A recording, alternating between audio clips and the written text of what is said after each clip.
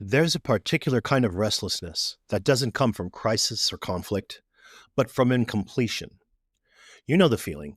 You sit down at night after a long day, ready to unwind, and a thought slides in quietly. I forgot to send that message. Or I still need to reply to that email. Or I left that project halfway done. It's not catastrophic. It's not even urgent, but it hums in the background like a low electrical current that never shuts off. You try to ignore it, but it has a way of surfacing again when your defenses are down, when the lights are low, when the house is quiet, when the mind finally has room to wander. This small agitation has a name. In psychology, we call it the Zeigarnik effect, after the Soviet psychologist Bluma Zeigarnik, who first described it in the 1920s. You see, she was sitting in a cafe in Vienna when she noticed that the waiters remembered unpaid orders perfectly.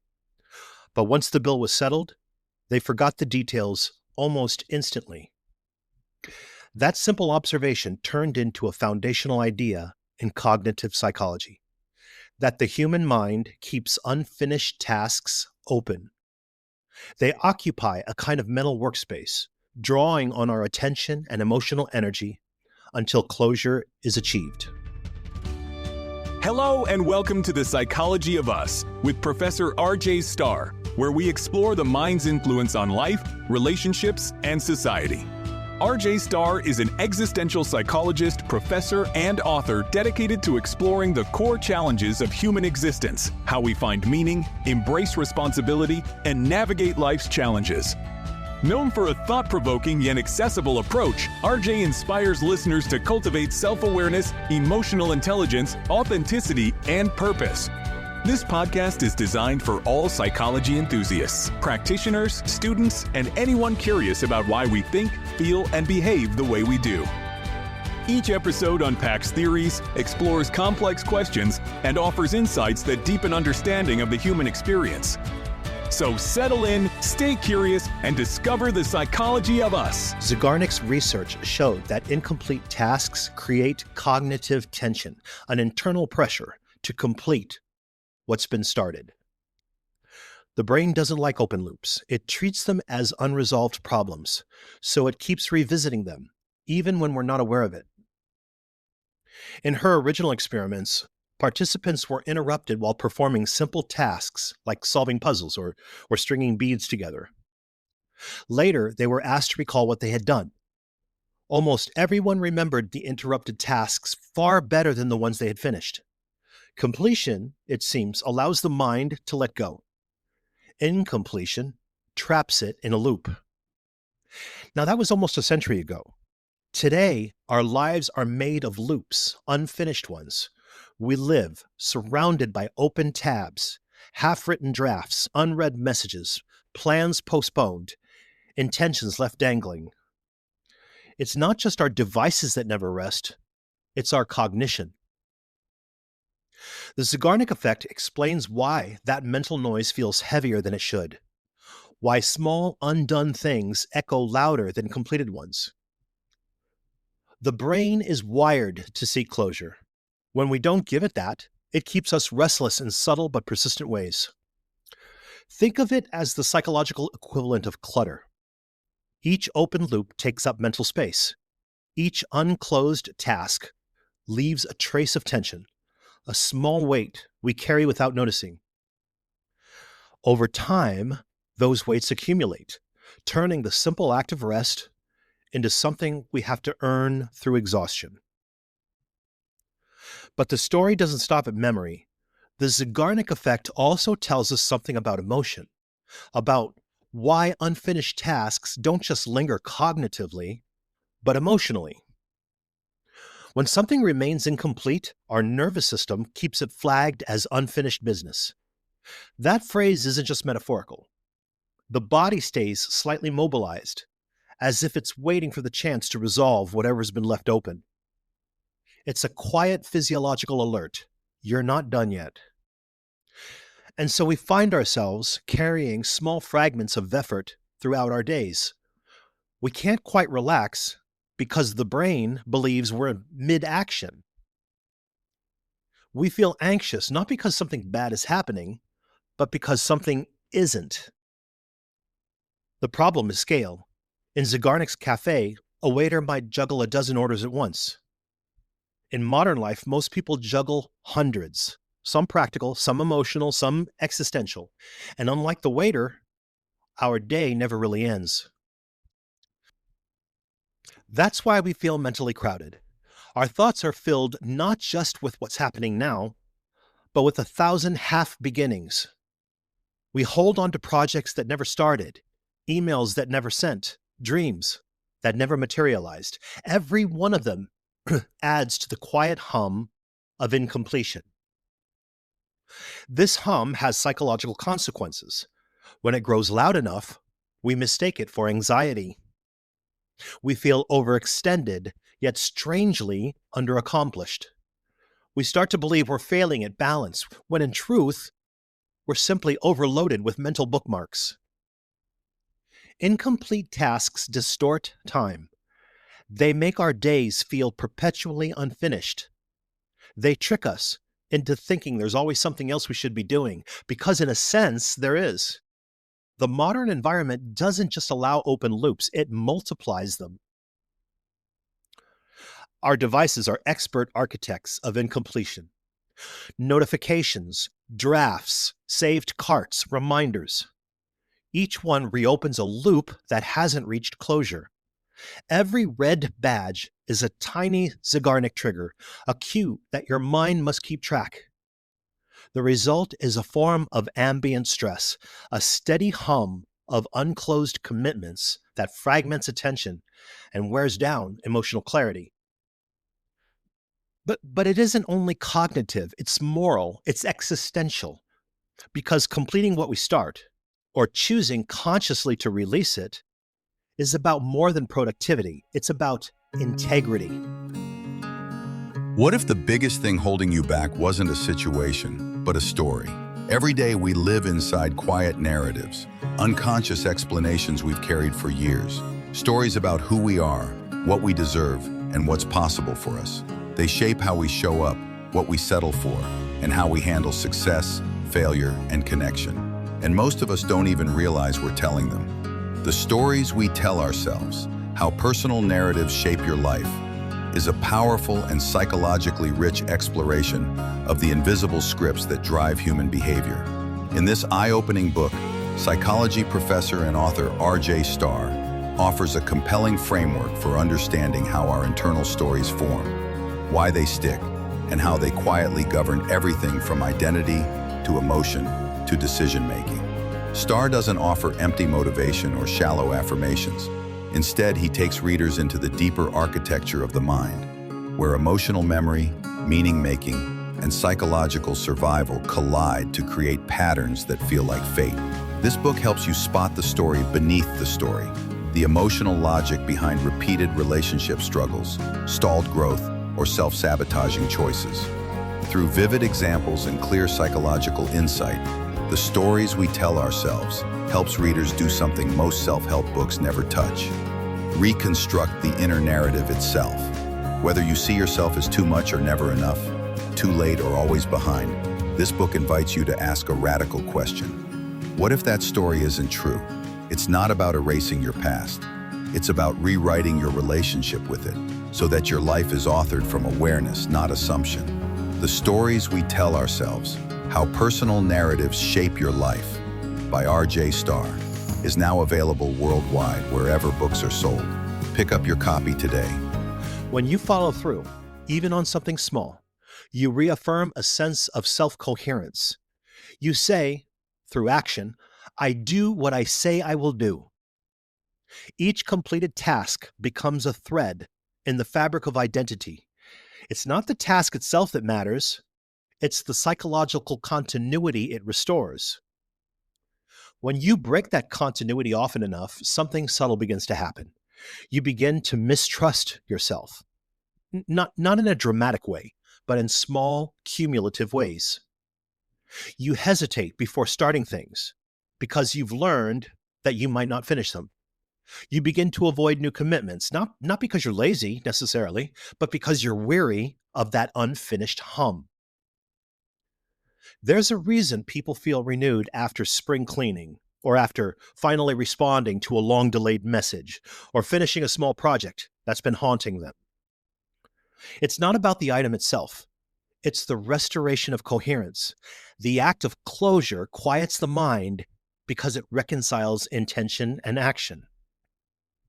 Completion, then, in that sense, is a psychological repair. But here's where the nuance matters. The cure for incompletion isn't relentless productivity. Sometimes what we call unfinished is only unfinished in our imagination. Some tasks belong to a version of ourselves that no longer exists. The project you started years ago, the relationship you keep meaning to fix, the ideal you thought you were chasing. Some of those things remain open, not because you failed, but because you've changed. And yet your mind doesn't automatically know the difference, you see. It just sees something unresolved, and it keeps the tension alive. That's why closure is not always the same as completion. To complete something is to finish it. To close something is to release it from mental custody. There's a quiet discipline in deciding that something no longer belongs to you, that a task, a plan, or a promise has reached its natural end, even when it's not done. This kind of closure takes courage because it forces us to acknowledge change. It asks us to forgive the gap between what we intended and what reality allowed. Letting go of an old commitment, in that sense, is an act of integrity too. It's a recognition that integrity doesn't mean doing everything. It means being honest about what's still yours to do. There's also a third path, redefinition. Sometimes what we started needs to evolve before it can be completed. A goal, for example, might have been too vague, too large, too unrealistic. But instead of abandoning it entirely, we can reshape it into something achievable. Redefining a task transforms the unfinished loop into a new, clearer one, something that fits who we are now.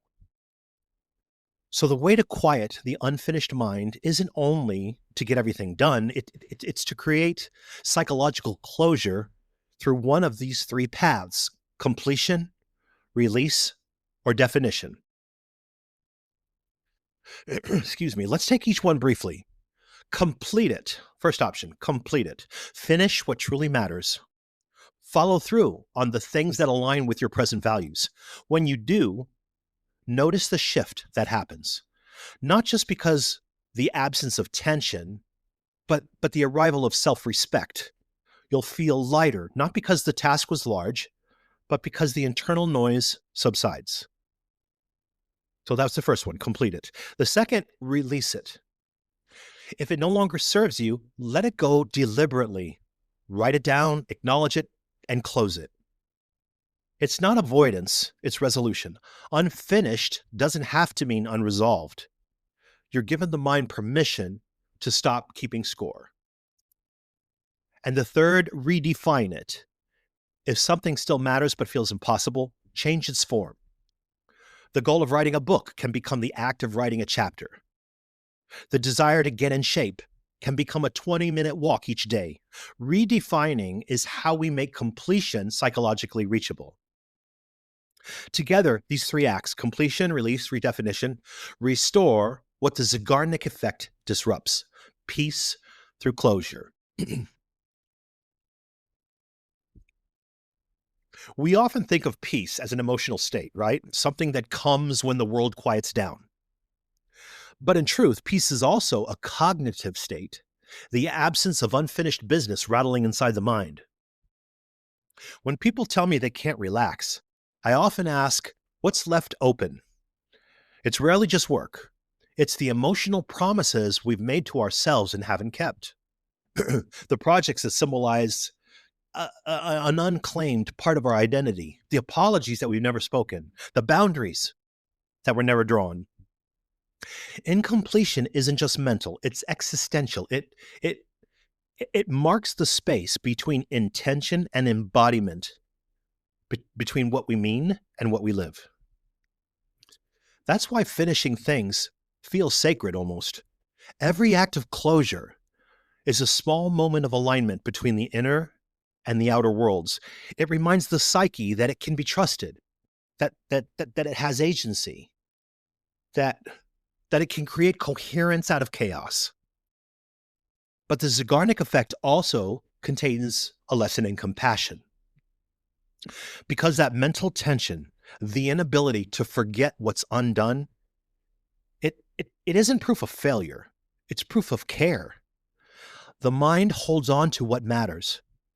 It's trying to help you return to wholeness. The discomfort of incompletion is not punishment. It's the psyche's invitation to finish, release, or redefine what's open. And if we meet that tension with awareness rather than avoidance, it can guide us back to order. The key is learning which open loops deserve your energy and which deserve your permission to close. Sometimes that means finishing a project you've avoided for months. Sometimes it means acknowledging that an earlier version of you made a promise that no longer fits.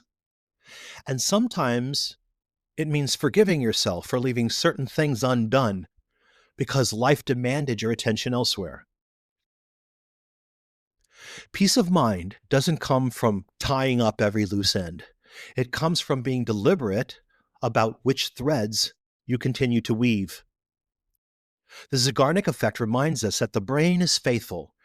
It won't forget what's unresolved. The question is, do all those things still deserve your loyalty? If you listen closely to your own restlessness, you can hear the difference between what's calling for completion and what's calling for release. One asks for effort. The other asks for honesty.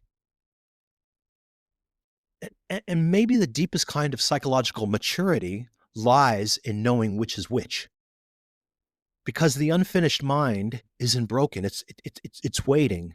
It's waiting for us to live with a little more intention, a little more coherence, a little more closure. To finish what we start when it matters, to let go of what no longer does, and to make peace with the space in between. Peace doesn't come from doing everything. It comes from doing what you said you would and forgiving yourself for the rest. That wraps up this episode of The Psychology of Us with Professor R.J. Starr.